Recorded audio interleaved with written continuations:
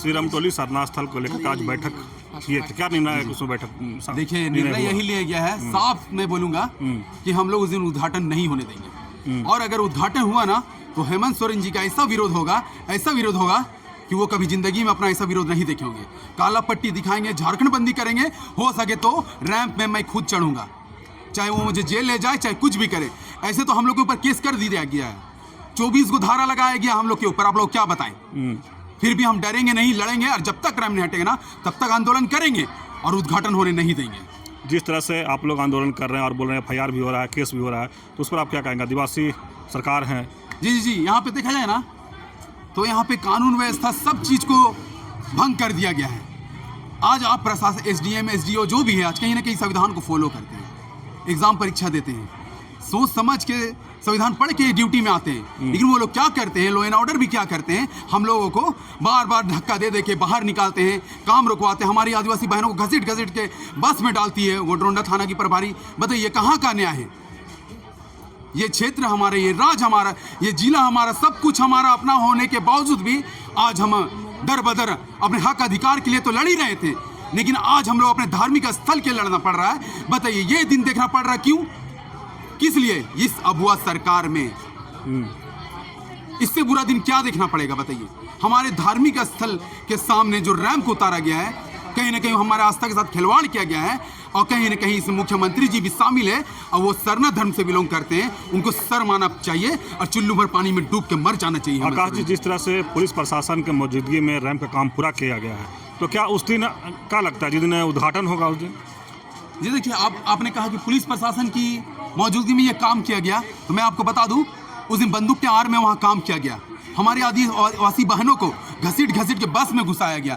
हम लोगों ने जब अपनी बहनों के प्रोटेक्ट के लिए, बचाव के लिए आगे बढ़े, तो हम लोगों को धक्का मार मार के सरना स्थल में घुसा दिया गया। बताइए, ऐसा वहाँ पे काम किया गया है बंदूक की आड़ में। अरे आपके चैनल में बोलने का हमको जरूरत नहीं पड़ेगी कि ये पूरा झारखंड, पूरा दुनिया देख रही है किस तरह वहाँ हमारे धार्मिक स्थल के साथ खिलवाड़ किया जा रहा है। आगे आप लोग क्या निर्णय है? निर्णय यही है कि हम लोग उद्घाटन नहीं होने देंगे, चाहे हमें जेल भी जाना पड़े। जब 4 महीना हम आंदोलन को समय दे सकते हैं तो हम जेल जाने से डरेंगे भी नहीं। परिचय। मेरा नाम हुआ आकाश त्रिकी, समाज। चलिए, आकाश त्रिकी की बात सुने। देखिए बहाल इंद्र जी, आज अब बैठक में क्या निर्णय हुआ? आप उस बैठक में शामिल थे। आज बैठक में यह निर्णय हुआ कि अनिश्चितकालीन धरना दिया जाए और हमारे अबुआ बबुआ सरकार हेमंत जी को उद्घाटन नहीं करने दिया जाए, क्योंकि आप समता जजमेंट के अनुसार देखते हैं तो राज्य सरकार, केंद्र सरकार के 1 इंच भी जमीन नहीं है, तो अनलीगल, अवैधानिक कार्य कर रही है और बंदूक के नोक पर हमारा धार्मिक स्थल को छीनने का काम कर रही है। आप सिर्फ लुगु बुरुक देखिए, पारसनाथ पहाड़ कर देखिए, सुतिया में हर तरह ध्रुवीकरण करके एक प्रकार से आप हमारे अस्तित्व, वजूद को मिटाने का षड्यंत्र। हम कैसे कहें, हम कैसे भरोसा कहें कि एनी हाउ आप हमारे अबुआ सरकार हैं? हम कैसे कहें कि आपके एनी हाउ का शब्द क्या मतलब क्या होता है? तो मैं पूरा झारखंड को आह्वान करूंगा कि यदि आपका वजूद, अस्तित्व को यदि बचाना है तो आपको घर घर से निकलना होगा, बिरसा मुंडा के नाई एक उलगुलान करना होगा, और पहला बहालिंडा होगा जो अपने वजूद और अस्तित्व के लिए हेमंत सोरेन का घर में घुस के आत्मदाह करने का काम करेगा, ताकि सिर्फ बहालिंडा नहीं जलेगा, हो सकता है कल्पना भौजी भी जलेगी साथ में, और उसके घर भी जल के राख हो जाएगा। और यदि मरे हुए मुर्दे के समान है झारखंडी, तो मैं उसे आह्वान करूंगा कि आप अपने वजूद, अपने अस्तित्व को मिटने से पहले आप जागिए। जो नींद में है, जो अबुआ करके ये बबुआ ये हमें बनाने का काम कर रहा है, आपको जागना होगा, अन्यथा आने वाला समय में धरने में टांग दिए जाएंगे। हम आदिवासियों को, हमारे एक एक चीज़ों को धरने में टांग दिए जाएंगे कि आदिवासी ऐसे दिखते थे, आदिवासियों का धर्म ऐसा दिखाई देता था, आदिवासियों की पहचान ऐसे दिखाई देता था। तो ये पूरी तौर से षड्यंत्र है, और लाखों करोड़ों 100 करोड़ दूसरे धर्मावलंबियों को तोहफे पे तोहफे बांटे जा रहा है। 20 करोड़ रैम को सुधारने के लिए उसके पास नहीं है। यही अबुआ का घटिया राजनीति। और मैं उनसे सवाल करना चाहता हूं, जो राजनीति का आलाप उनके चमचे जप रहे हैं, राजनीति का मतलब क्या होता है उनको खुद पता नहीं, उनकी परिभाषा पता नहीं। राजनीति किसी राज्य, देश, उनके जनता के हित में जो कार्य किए जाते हैं उसे कहते हैं राज का नीति, जो उनके सुलभ जो राज्य को चलाने के लिए बनाई जाती है। राजनीति का मतलब वो जो राजनीतिक अलाप बोल रहे हैं उनको खुद पता नहीं कि राजनीति सब क्या होती है।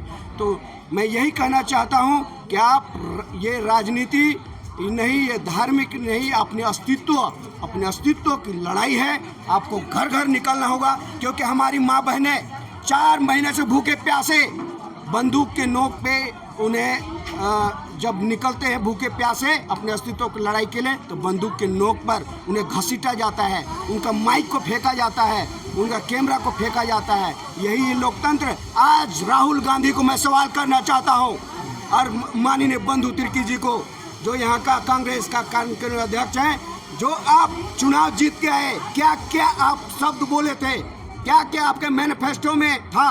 क्या आपने पेशा कानून लागू किया? नहीं किया। क्या आपने स्थानीय नीति लागू किया? नहीं किया। तो किस नीति की बात करते हैं, किस राजनीति की बात करते हैं? राहुल गांधी ने अपने दामाद को 400 एकड़ तेलंगाना में बेच दिया। आपका हसदेव जंगल में पहला हस्ताक्षर हो सकता है राहुल गांधी का पार्टी का था। तो आप सरासर आदिवासियों को मिटाने का षड्यंत्र कर रहे हैं और अभी नौटंकी कर रहे हैं ये लोग।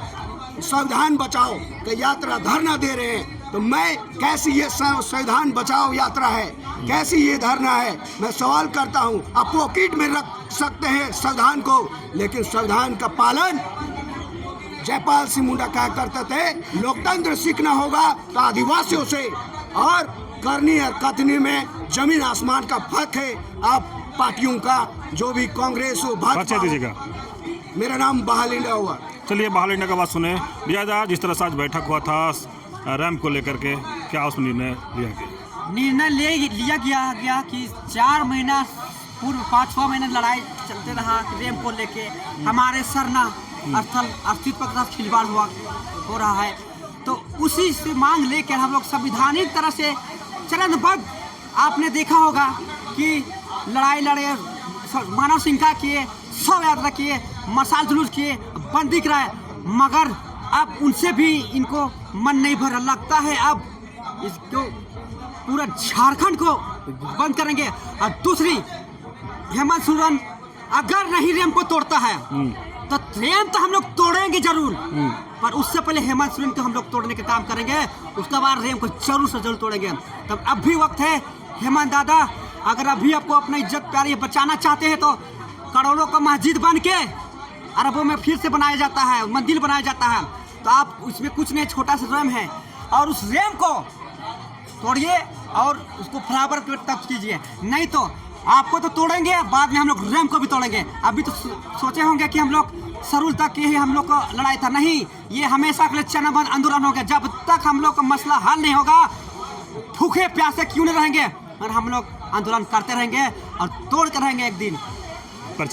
परिचय, मेरा नाम हुआ विजय कच्छप। आप लोग एक बैठक के हैं, उसने क्या निर्णायक फैसला लिए हैं? देखिए, विगत 4 महीनों से हम लोग चरणबद्ध तरीके से आंदोलन कर रहे हैं, और आंदोलन का परिणाम देख रहे हैं कि राज्य की सरकार किस तरह हिटलरशाही कर रही है, और वो डरी हुई भी है। आप देख रहे होंगे बंदूक की नोक पे किस तरह फ्लाईओवर का निर्माण किया जा रहा है, और इस तरह कई उदाहरण हैं, चाहे वो पारसनाथ का मामला हो, देवड़ी मंदिर का मामला हो, पहाड़ी मंदिर का मामला हो, और अभी तुरंत का मामला आपको बता रहे हैं हड़मू हाउसिंग कॉलोनी, जहां पे जतरा स्थल है आदिवासियों का, उसे भी छीनने का काम किया जा रहा है।